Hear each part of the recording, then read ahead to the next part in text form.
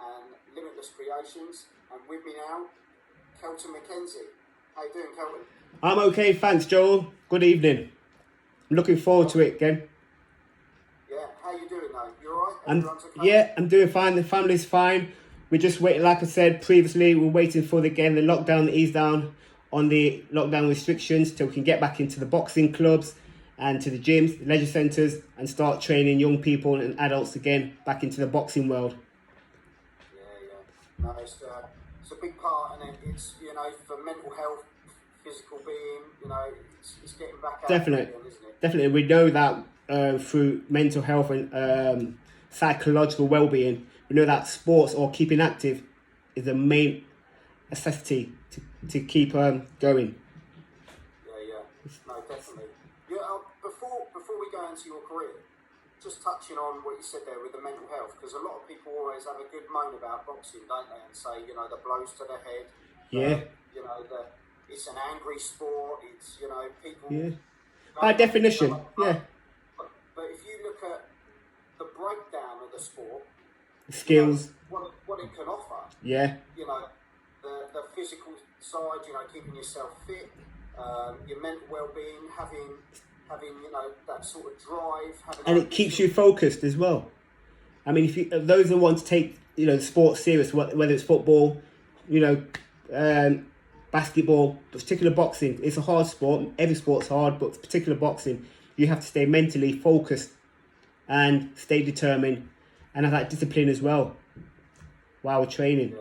Very important. I think discipline is probably one of the biggest things out of boxing, isn't it? Yeah. Because you have to be disciplined from start to finish. Yeah. Your food, your diet, your fitness, your training, you've got to be on it all the time, haven't you? Definitely. If you don't, you as I say now, as my motto, use it or lose it.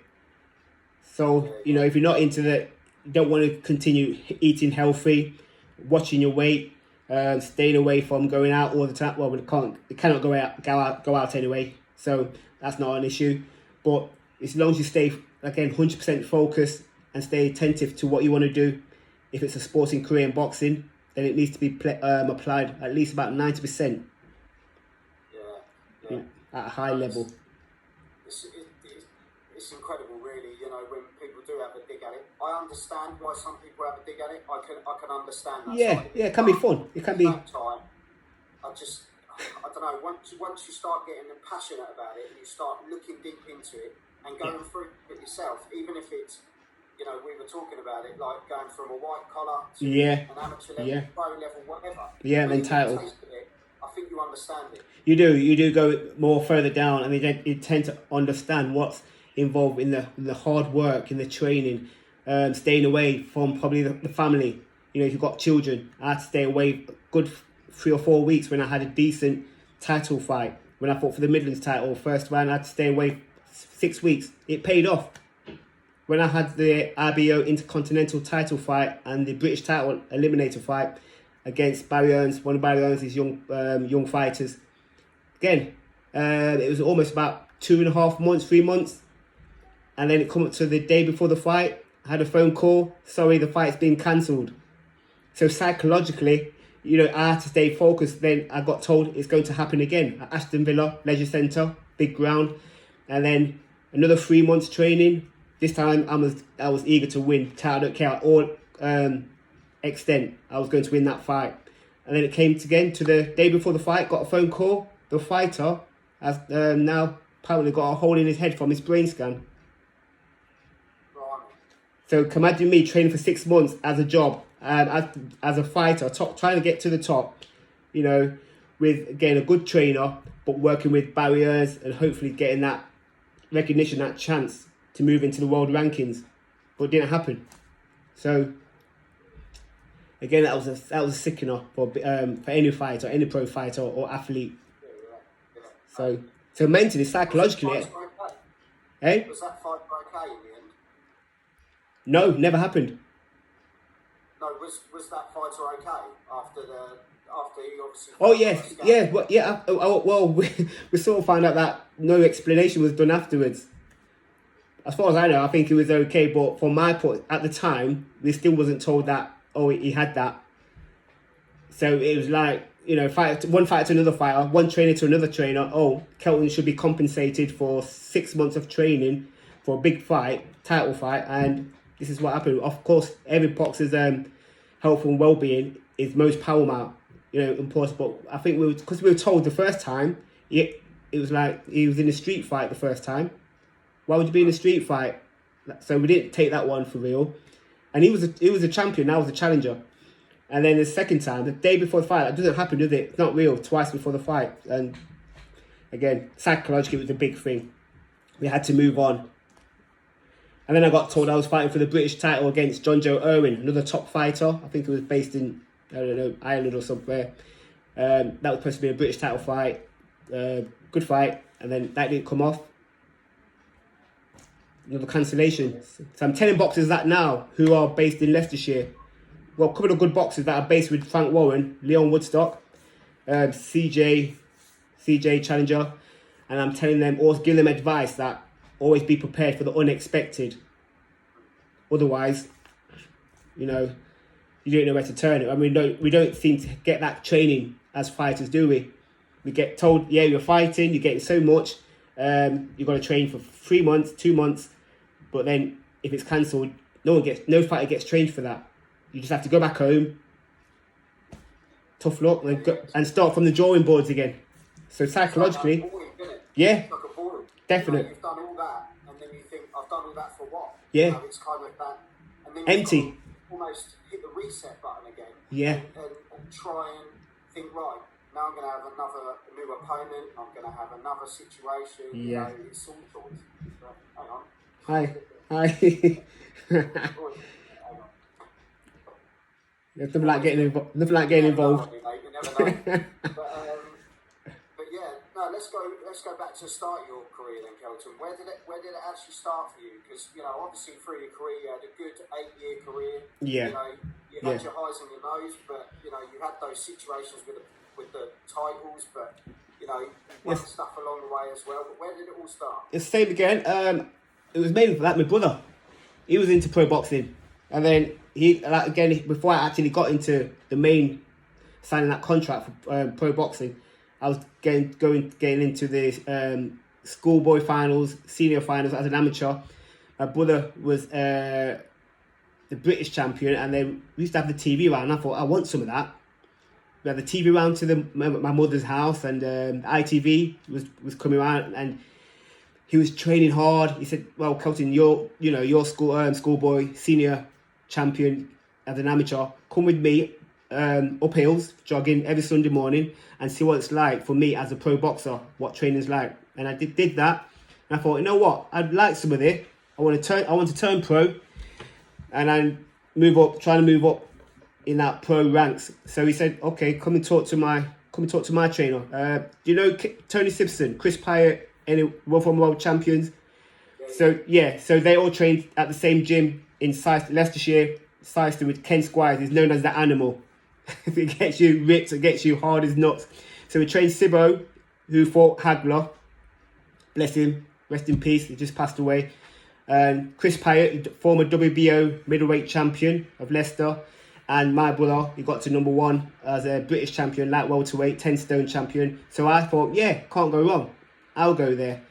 And that's what I did, signed the contract. He looked at me, goes, "Yeah, can you spar with a couple of lads? I've got former British champion. Can you spar with him for a couple of weeks?" Did that. Hold my own. And there I was. Turned pro, and yeah, I think that was history. Yeah. Nice. When you started out, was there anyone in particular that you looked at in the sport as like an inspiration?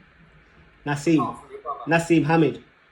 Oh, right, yeah. As my weight category, but obviously the bigger fighters was Mohammed, Sugar Ray Leonard, because he would deliver his targets, his goals, and not get hit so much. It would still stay pretty.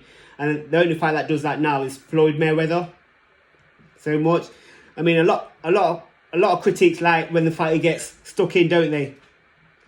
I know my friends used to say, "Kelvin, come on, Kelvin, get stuck in, get hit, to deliver 20 punches." But the aim of the game is to deliver your goals without getting hit, taking too much shots. So it's the saying, isn't it? Hit and don't get hit. Yeah. You know, that sort of move in, bang, get out. Yeah, you know, quick moves. You know, good footwork, elusive movement, body movements, lateral movements. So that's the sort of thing I used to work out a lot because I was quick as well. I used to play rugby and I used to move on fast footwork. So I used to love that. Yeah. On your sort of tiptoes with rugby, aren't you? Yeah, The way yeah. You have to be. Sort of on, you know, ready to go. You have to be nimble. So on the flank, I was a flanker, so I had to be quick, receive the ball, and like a whip it, off I go. Hard to catch. So yeah, at that time as a pro, I think Nassim Hamid was my main inspiration because he was my weight, and I was going to fight him. Before that, I was going to fight John Boom Johnson from America. We got offered. He had at the time he had 34 fights, knocked out 32 opponents, and the other two was on points. So we got offered, you know, a little bit of cash for that fight, and I was like, and my trainer was like, well, no, we want at least double that, you know, to go over to America, and so we turned that down. And next thing we knew, Nassim Hamid took the fight and stopped Boom Boom Johnson in a few rounds. Classic. But it was a good guy, so who knows what would happen to me? I don't know. You know, we felt we was ready, but sometimes you can overprice yourself in a fight, and then sort of thing happened to me, overpriced, and then for about a year didn't get a fight. So did you ever talk to Prince Atty? Did I? Did you ever talk to Prince? Yeah, he's a nice down to earth guy. It was nice down to earth. I mean, it was at one stage I was high in the rankings. It was number 14, and I was number 10. So at one stage, but I was, you know, going back, and I thought, yeah, he's got to fight me to get the title. But instead, I think as well, as a British fighter, he fought Steve Robinson. Don't know if you've heard of Steve Robinson, the former world champion. And then he beat Steve Robinson. And then Steve Robinson boxed me over 8 rounds. And I thought that was a close fight. His sister came into the changing room and said, Kelton, I thought you've won that fight. But he got it because he was a former world champion. So it's where you stand in boxing that might pay dividends when it comes to scoring or judging. Yeah, definitely. So what made you? You've obviously finished your career now. You know, what was that sort of deciding factor to sort of call it a day? Because that must be quite hard. It was to say stop. It's built up here, isn't it? Yeah. It's again in my 27, 28. I was trying to get the fights that I was supposed to get, and I was getting messed around from promoters. Yeah, you'll get this fight, it won't happen. You get this fight, and then it got to the point where someone said to me, "Well, why don't you just take a couple of fights and pay yourself?" In boxing world, they call them journeymen, who does that every single week. They box every single week, have about 200 fights, 300, but they lose. They probably won 5 out of 250. So for a while, I think I did that, 10 fights, and then I met my wife now. She said, "Well, you can't have it like that, can you?" I goes, "No, I wanted to get better than my brother. I wanted to go for the European title. I boxed the Commonwealth champion in Leicester, at Granby Halls, Leicester. I was told by Barry Earns' matchmaker, if you beat this fighter, Paul Harvey, we will put your next fight on for the European title." And I thought that was just, well, maybe a joke, but it weren't. They tend to talk, you know, reality. And we boxed on the same show, and I think I knocked him down 5 times in an 8-round fight. Got to round 8, stuck my chin out, as in being really cocky. I'm winning this fight. Stuck it out like that. He did a perfect left hook. I went down. I went down. You probably see the writing if I start putting it out on social media, but I went down for. My head felt alright, but my legs were like jelly, still shaking. So referee went time out, and it taught me a lesson. Oh, one of the bad. Yeah, What are you doing? lights out. I know. Everyone just said, "Kelton, what did you do? You knocked him down 5 times. You was on a winner, and you got too cocky." As most boxers do when the fight's going easy, and you tend to think, "I've got this in the bag." So I stuck my face out like I was, really an easy win, and then threw a good. I just went, woo. When you see a cartoon and they see the the head goes spinning round and round. Birds. Yeah, you've got it, and it's just one of those. So Oh, mate. I had to recuperate then and just decide what shall I do with the career. There's no point being a bum and carry on taking fights at 1 week's notice. I did want to get somewhere in boxing. I did want to achieve being somebody, and I did get to number 4 and 15th, and I don't think that's going to happen now. Now I took these quick fights and for that 10 fights for the sake of nothing, and that's when I decided to go back, sign off, and go back to college, university with a sports degree, and then apply that together with my boxing, and then here I am, devising that for young people, age of 5, and adults 79, the oldest. 79 has been the oldest training to do a bit of boxing in a mobility scooter.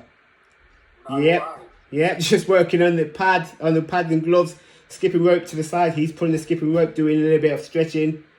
So again, I devise different stuff, and I'm quite creative in terms of trying to do, typical boxing workouts, and that's what was my main aim when I retired from boxing as well. I'm still trying to show some of the young ones like, I still got it. I still got the speed.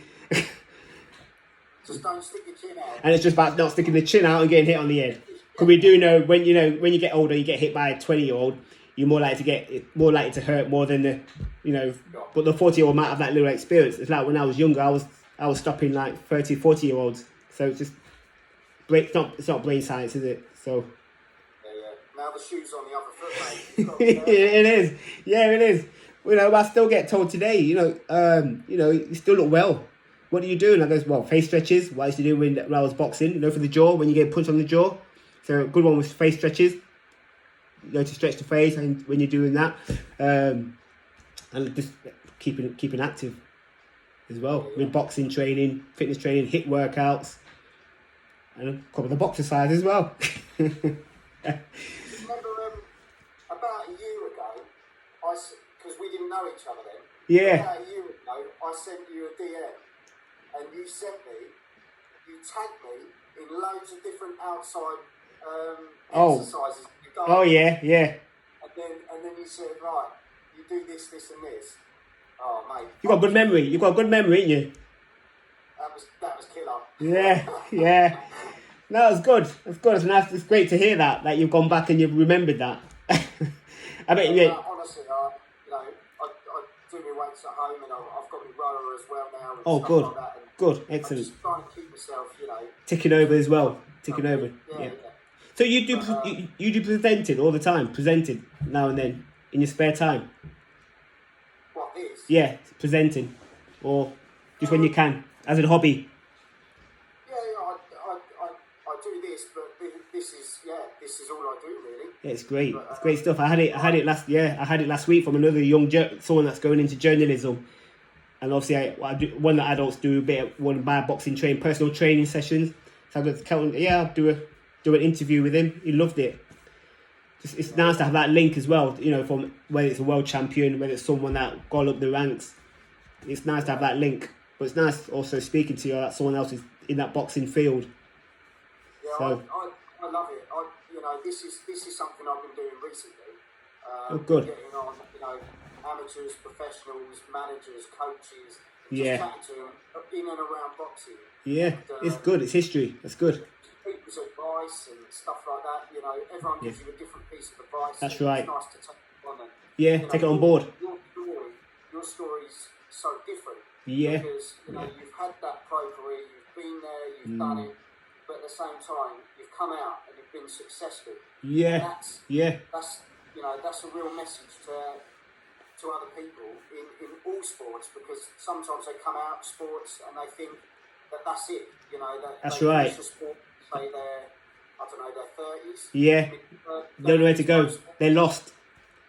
Yeah. It's like coming out of the army, isn't it? Yeah, I said that. I did say that I said that when I retired, that if I can change the norm, that as a sports person, whether I was a millionaire or not, if I can change the norm that all boxers going to be, brain damage and the end of it, nothing else to do with their lives. Okay, I still do taster sessions, presentations here and there, but I wanted to change that. Yeah, I'm going to still got the brains in the old head.